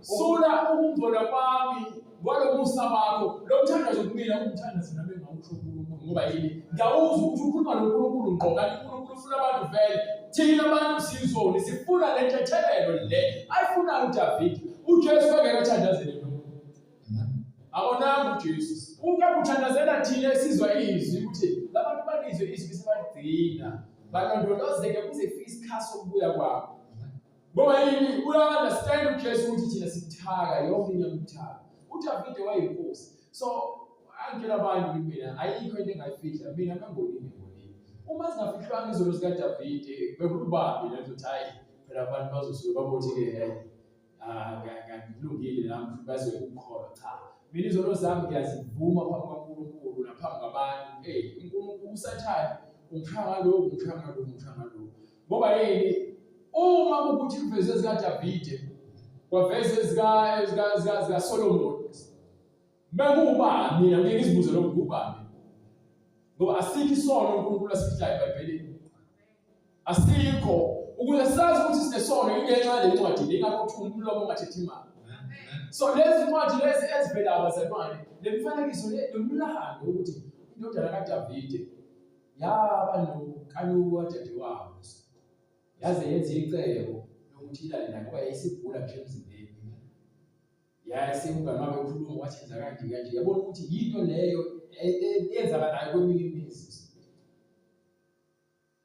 lokho akwenza kwaba kuNkulunkulu engakuyi impukuthelo ngenxa yokuthi nabafazi abaningi uDavide impukuthelo yomfowabo kaSisi lo yavuka waze wenza icebo lokuthi abulale umfowabo okhombisayo ukuthi uNkulunkulu ayeke ayifihlile eBhayibhelini so lezi zinto zomfanekiso ukuthi lo uNkulunkulu akakufuni lo kwenzeka ngoba uNkulunkulu engakufuni so ukufunda kwakhe iBhayibheli ngokuqonda ukuthi uNkulunkulu angayifuni nanokwazi ukuthi izitori lezi ezikeBhayibhelini zomfanekiso wezinto nathi kumele sifunde kuzona ukuba yonke indaba ekhona eBhayibhelini inesifundo so uDavide wonile into uyakhuleka enkosini angikwazi ukubona uNkulunkulu bese ngikuvele ngathi ukuthi hayi ngi-right uNkulunkulu uzo-understand ngeke azi-understand inhliziyo yami ingazange izizi izokhala kuyena banike phuma-ke manje lokuncwadi yamaHubo incwadi Isaya isahluko 58 verse 6 akusikho lokhu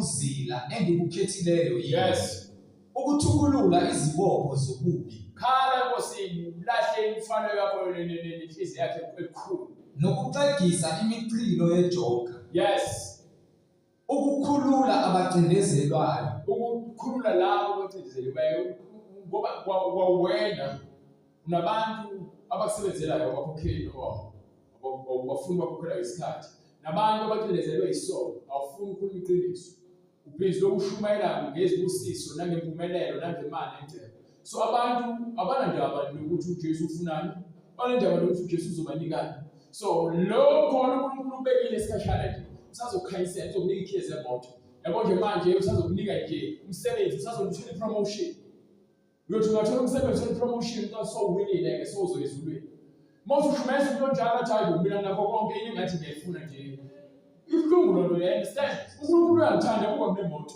kuba ngumsebenzi unalo abanye baze bafushe abafundisi bathi ngeke uhluphekise abantu abasindisiwe abalabelendela uJesu benzele izinto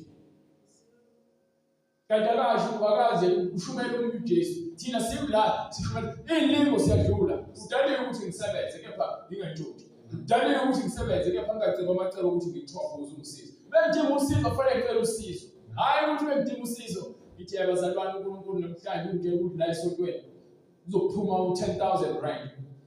Phuma abantu behlabeni.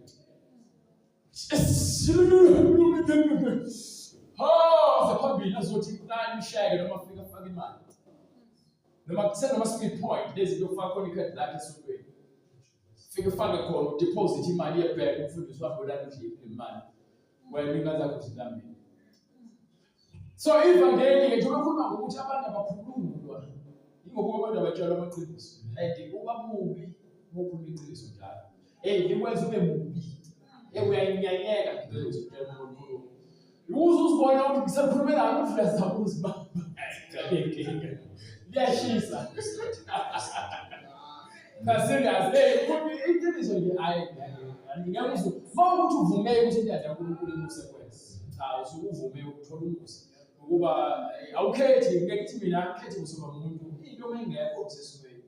Ngenzama ukuyilungisa. Uma kuthi kuyahluleka hayi ngoba kuhluleke wena ingokuba ngenzile kufanele umuntu okumele athathe isinqumo yabo. Kepha yebo tshela ukuze ukuthi ngeke akhuluma nomkhulu enzokweni.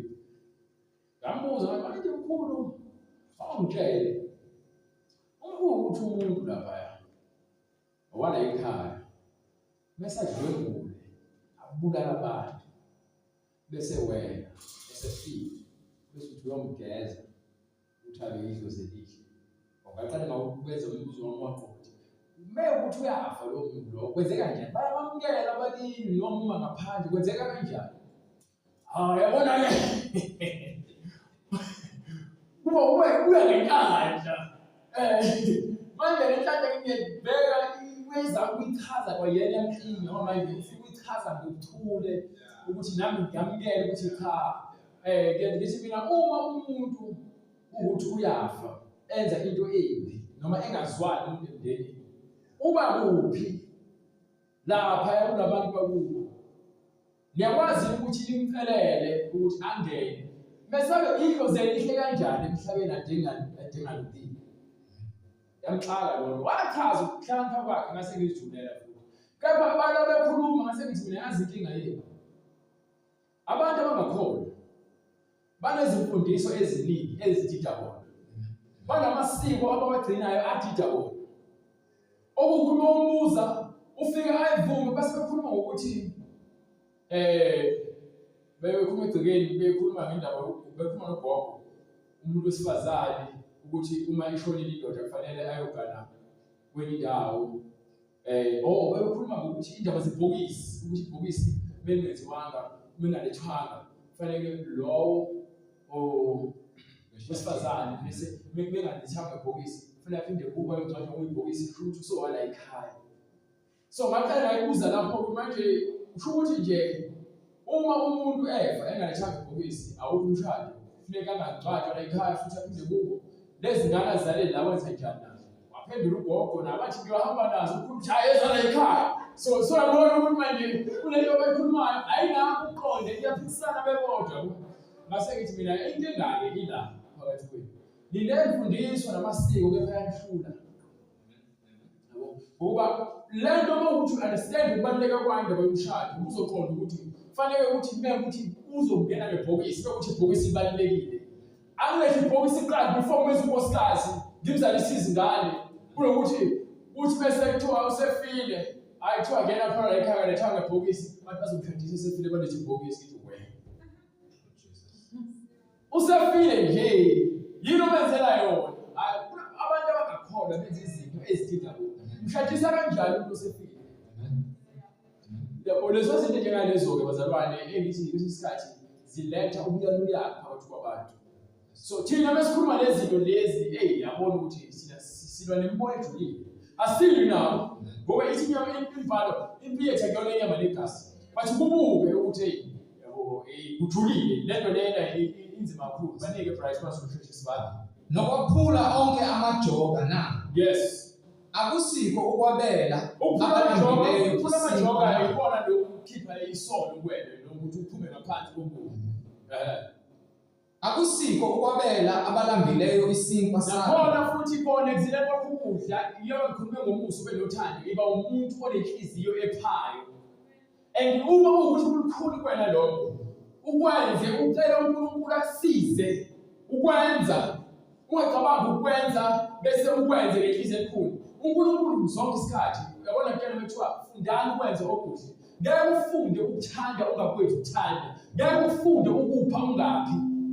So yonke into uNkulunkulu uyayifundela. Ukwaba lokho uyafundela. Ngoba yini uNkulunkulu uyafundisa lento ukuthi umuntu behluphekile iba usizo kuyena. Yebo mfika isitha sakhe imoto yasibhajiwe kuphushiswe. Uba nje ukhulu ushaqendela lapha emshisilanga uthatha igedi yomncendisa yini wena wenza lento ekuthiwa ubuntu ukuze lo uNkulunkulu ophilayo kwena noma kuthiwa uhambe ukhuluma abantu kuyazisona ethi cha ngikhuluma amanga ukuba lokulunga kwaNkulunkulu kuhlezi kwena.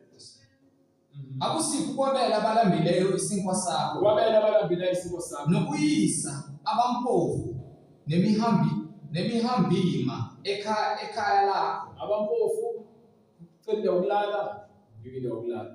Hambile umuntu ujukile ufuna ukulala uhlwele lalise unikile ukulala. Nokwembesa ohambazi. Ngisabona into le ikhulunywa uJesu kwi Testament elihle kwincwadi yaMathewu 25 kusukela kuverse 32 esethi bese ize indodana kaNkulunkulu ngombuso wayo nezingilosi ngenkazimulo iyobe seyifika iqoqa zonke izizwe ithatha izinkunzi nezimvu njengoba Lusa ahlukanisa athatha izimvu azibeka kwesokunene athathe izimbuzi azibeka kwesokhohlo bese athi lezi lawo abangalungile hambani okulabo ngakwesokunene uzani nina nidle ifa likaNkulunkulu enalibekelwa kwasekudaleni komhlaba ngokuba ngangilambile ngipha ukudla ngangomile yabona nganguzisa bese bona ubreak ophuthuma nje kancane bephambili ethi ke bese bebuza bona ukuthi sabona kuphi usenza lokhu nalokhu bese athi ke sakubona nini ungofakazi sakungenisa noma uhambazi sakwembathisa sakubona nini ugula noma usetilongweni seza kuwe na. Iyakuphendula inkosi ithi kubo ngiqinisile ngithi kini njengokuba nikwenzile komunye walaba bafowenu abancane nikwenzile kimi. Yabona ukuthi lento esihle noma isihle umusa nokubele into uNkulunkulu ayifunayo kuthina bazalwane lento ehlezi ngiguguzela. Mesaxabaniswa ivangeli sithi siyakholwa ayikho indaba yethu. Ayikho yabona kuyena uma sivuma ukuthi sithobele izwi kaNkulunkulu siyohlezi silungele uNkulunkulu kepha impakamo kuyalibulala ibandla likaJesu. Umzimba kaJesu nje amalunga ayaphuka amanye ayasala endleleni. Ile moya wempakamo usathana afuna ukufaka phakathi kwabantu. Ngeke ngithi mina ungalazi iBhayibheli ungaliqondi hlala phansi uzinike isikhathi ufunde. uNkulunkulu akufundise abakhe uze nawe uvumelane nabanye abaprofethi noma nabanye abapostoli noma nabanye abavangeli nabafundisi ngoba sawulizwi lingi. Lento yempakamo kwenza ukuthi nawe uthi cha nami ngigcotshiwe ngikhethiwe. Uzikhetha wena uzoba wena futhi ufuna ukufaka imfundiso ebhedayo ngenkani. Bulala abantu. Yami nake ngikhale kakhulu ngithi yazi. Kuba kuyangami ngabe ngempela nami ngivele ngibe umoya bahlangene. Qhubeka isona. Qhubeka. Kuyenzeleni kwamanje niphazamisa ivangeli. Manje sesigawule ngalo iBhayibheli isishaya yonke into uzwe ubona abantu phela bayanyanya abantu abangafuni ukuthobeka ngoba banyenyiswa iqiniso. Umuntu onyenyiswa iqiniso akanawo uJesu futhi akabazi maningi. Nokwembesa ohambazi Ukumbesa ohambazi lapho umbona lapho ukhona ubona umuntu ohluphekileyo umqhubisi. Nokungasithezi kwabayinyama yakho na. Nokunjani? Nokungasithezi kwabayinyama yakho na. Ungazifihli kwabantu abaphila nabo. Khona ukukhanya kwakho. Khona ini ukukhanya kwakho kuyakuqhamuka njengokusa. Ukukhanya kwakho kuyakunjani? Kuyakuqhamuka njengokusa. Nokuphuluka kwakho kuyakuvela masinyane. Yabona tshele manje uma kwenzeka wona manje ukhale enkosini ngoba uyazisola kuNkulunkulu. uNkulunkulu uyakela ngithi uyaphuza ukudinga futhi uyashesha ukupholela. unalowo moya uNkulunkulu mawuzisola ethethelela akasho ukuthi hayi uthethelela kusasa usangahlala wena enhliziyo ukuthi cha ngonile uzuzile ukudla ngoba yini ufuna lento uNkulunkulu ayilaphe kuwena yebo lokho leyo kufanele uNkulunkulu ayilaphe uzwe nawe ukuthi udlulile so uma uNkulunkulu uthi nje wethethelela uzisola uyakuthethelela akasho ukuthi ake ngizokuthethelela next week akayenzi lokho uthi nje mawuzisola uyakuthethelela akathathi isikhathi so insindiso into nje uNkulunkulu ayibekile wonke umuntu ukuthi umuntu ofuna usindiswa akasizosindiswa was a bright star ukulunga kwakho kuhambe phambi kwakho bese ukulunga kwakho kuhambe kuphi phambi kwakho yes inkazimulo kaJehova ibe semva kwakho yezo nto leyo ukulunga kuhamba kuphi ngokulandela ukulunga uhamba phambi kwakho ukulunga bese uNkulunkulu wena ngapha uyaqhuba ngenkazimulo yakhe ukuthi ukukhanya kwakhe kukwena ngishilo ngathi uma ukholwa ngokupheleleyo uNkulunkulu uyakuyela ukuba yilento yokuthi isono siyagcolisa kamoya senza nomlilo ucishe noma ufuna ukuvutha umlilo ukuze bekhuluma uJesu ukuthi khona abantu abanezwi noma imbewu yawela esihlahleni yaphula nezihlahla kepha ikhipha izithelo ukuba abantu baqingile uthando nasemhlabeni fela ukhipha izithelo abakhiphi kanjalo umuntu alumbili endaweni yokukhula kakhulu khulu umbili vele uzathi vele ube yelo vele iphele ngawo kuba yini la ukhona kunendawo engahlawulwa akuhlawulwa lapho khona wena uyakubiza usabele kuJehova uyakubiza bese sabele uJehova uyakukhala abesethi bheka ngilapha yebo uma ususa phakathi kwakho ijoka nokukhomba uthi namasho Jesu thatha ijoka lami ngoba linjani elesono ilona lelo uNkulunkulu angalifuni ijoka lesono thatha elika Jesu ngoba lona lilula ijoka lakhe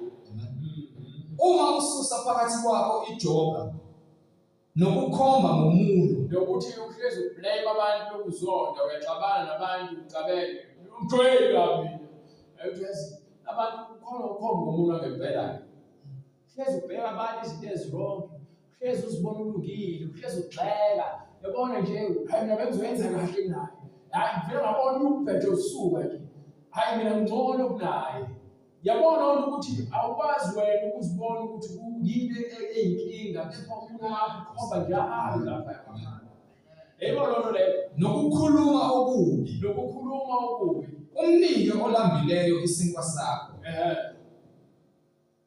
usuthise othotshisiweyo khona ukukhanya kwakho kuyakuphuma ebumnyameni ukukhanya kwakho kuyaphuma kuphi ebumnyameni sihlale ebumnyameni ngenxa yokungafuni ukukholwa nokuba kuncane kokukholwa kwethu nokuthi siyakholwa kepha senze lokho kufuna uNkulunkulu sihlale kuphi ebumnyameni ukuhlwa kwakho kube njengemini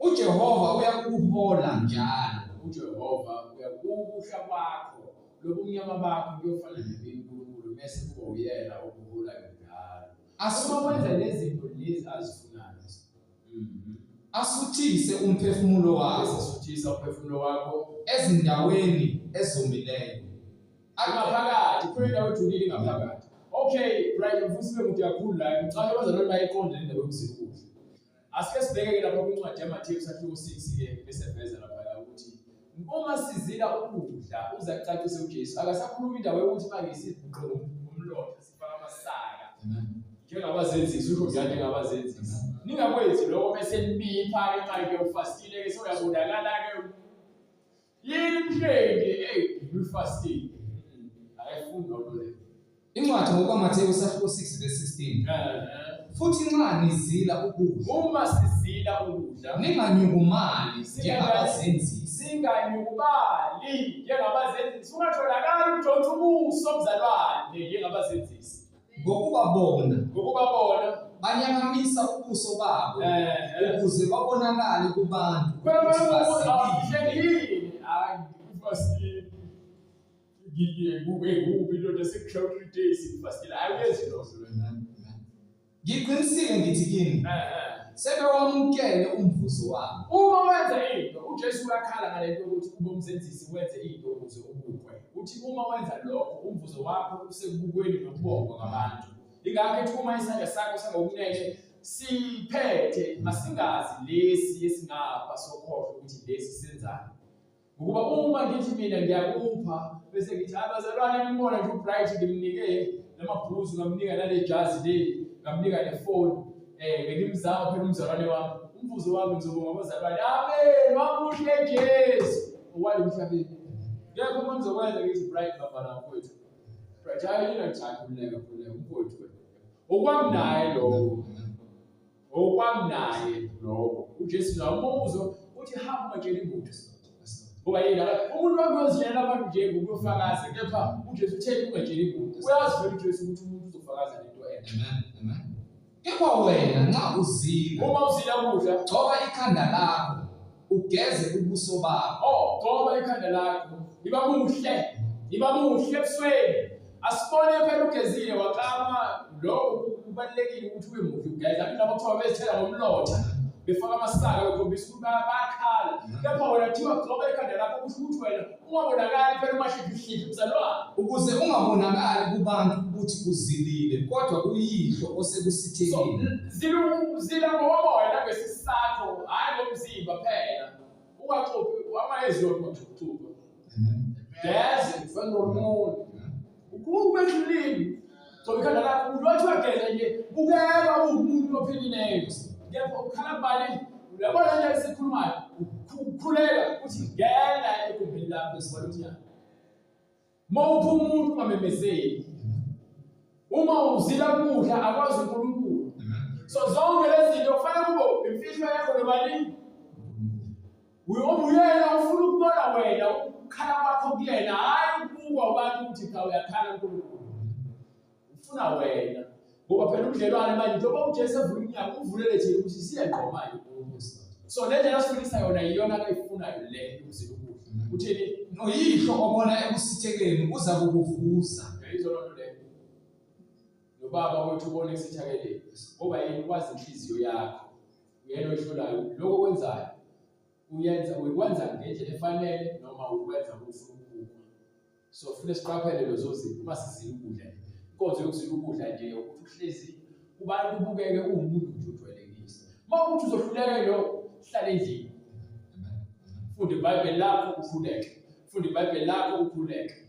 Ungaphuma isho umoya kepha ungaphakathi kwabantu abaningi ukuze uthi kanti vele usabuthaka. Ifasting uyakhula kuyona. Maka wayeka futhi yakhetha uyiyekile uflo 4 hours. Uzosukhumbula ukudla. Kepha uma uqala ukujwayela 2 days noma 1 day, 2 days, 3 days, 4 days. U3 days ushaya ungabila lutho, u4 days uzuthi usewuyazwa manje ukuthi amanje siyaphelela. Kepha leyanto yokuthula ikhona kwenu. Kunomuntu ozila ukudla bese abe phansi kwabantu manje yasengomsizi manje egcine sebonakala ukuthi konke ngamphethe kahle. uNkulunkulu ayifunda lokho. Uthi ake fasting uvele nje abiphe, uvele nje abe muncu, suka phakathi kwabantu ukhala uNkulunkulu wedwa. Abantu befica ufuna ukukhuluma nabo nje kahle. Ube uwena njengoba sibathi. Akusho ukuthi phapha noma uzenze isilimo, ngiba umuntu. Ngoba usukulwa nale inyama yakho. Tshela umzalwane othi ufuna ukuphuma ekufebeni. Umzalwane ufuna ukuye kugwayi. Umzalwane ufuna ukuye kutshwala. Izinto zokuqala ukukhuleka ukuzila ukudla. Ukuzila ukudla uzophuma le demon lekani kwatshwala. Funeka aqale enqotshwe lona. Ayiziphumi lezo zinto ngaphandle kokuthi uzila ukudla. Ngoba uzofika uye kutshwala emhlanje uvile bebuza utshwala. Mthe ngozala. Akahlelo fethe uphume emuzweni. Akahle ufethe uze kancane phela asixoxa ayifihlele phansi lapho. Uyaba manje selukubuka lutshwala. Yasha. Futhi yabo usathane umsindwe yiyeke vele enze beningi. Amen. Lo khamba amakesi lobhi abaningi la. Amabhodlela amangaka. Ngeke usha kancane. Uthi ngidwi. Kancane. Leyo umzalwane uzohamba esehamba iBhayibheli esehamba esewandane sevuka manje. Safika endlini mashiphi. Ngenxa yokuthi uvumele uSathane ukuthi uSathane uliwa naye ngokuthi nje sikwazi ukuthi isithobele izwi. Kumele ifundise ukuthi sizile ukudla siyazila ukudla. Ukukhuleka siyakhuleka. Bese qala kunzima ukukhuleka nozila ukudla uSathane usiyaqala udlungene. Jesu Kristu inkosi. Sinike incwadi ezayo 2:38. So uNkulunkulu usithandile ukuba usifundisa lezi zinto ukuba sibe noqondo. Ukuba ukulinda uJesu bazalwane ikona lokho esiphiwe ukuthi sazi izwi bese sihlale phezu kwalo. sihlale phezu kwalo, hhayi ukuhlala uthathe iBhayibheli ihlale phezu kwalo. Khona umfana uthi usidakwa esikoleni, wayezenza usomahlaya. So uthisha wesiZulu sinika amaphepha-ke, sethi-ke hhayi-ke hlala phezu kodaba, uthatha iphepha ufake ngaphansi, hlala phezu kwalo. So wenzani isidakwa? Uthi hhayi hleli phezu kwendaba. Yabo, so manje kuyahlekwa, ezinye izinto zimnandi. Ngoba manje uthatha lento esho uthisha yena ubona ukuthi yini ongayenza, ugcine kuyinto emnandi kwabanye abantu. So kunabanye abantu abenza izinto ezingeBhayibhelini njengoba zisho, njengokugcina isabatha nalokugcina ihluthu, bangamaNazaretha. Basenza lento le engiyichazayo ukuthi ithi into ifundiswa ngayo, omunye athatha yenze kube into azophila ngayo, kepha ingahlangene nayo. Uthini umbhalo? Phendukani, Uthi umbhalo kasiphenduke. yiloyo naloyo abhabhathizwe Bese kuba yilona nalowo ophendukayo abhabhathiswe egameni likaJesu Kristu, ukuthathela kwezono zethu, khona niyakwamukeliswa, isiphiwo sikaMoya Oyingcwele. ngokuba isithembiso ngesenu nesabantwana benu, esabo bonke abakude, bonke iNkosi uNkulunkulu wethu eyakubabiza. Wafakaza nangamanye amazwi amaningi ngobayala bathini, Zisindiseni kulesizukulwane esiphambeneyo. masizisindise, sibalekele injoka lesono, sizothatha injoka likaJesu, siphulukiswe ezonweni zethu, sithole ukuphila okuphakathi. uJesu Kristu inkosi. Siyabonga uNkulunkulu ngani bazalwane, nalabo ababukayo nabalalelayo. uNkulunkulu emuhle, aqhubeka asigcine, size siphinde sibonane futhi ngokuzayo. uNkulunkulu evumile. Siyabonga uNkulunkulu ngomusa wakhe nothando. Sicela nje uNkulunkulu asiphakamise ngamandla akhe, sime, asibophe umoya wakhe weqiniso ezingalweni zethu. Sicela usifake uNkulunkulu ukufundisa. Baba, lihle lilungile liqinile izwi lakho, uNkulunkulu wethu omuhle. Liyadala Nkosi, lenze okungekho kube khona. Sibongile Baba ngakho konke ukusifundisa kwakho. uNkulunkulu siyathobeka, sithobise inhliziyo zethu kuwe, siyabonga ukwakhiwa ngegama likaJesu Kristu inkosi. Amen.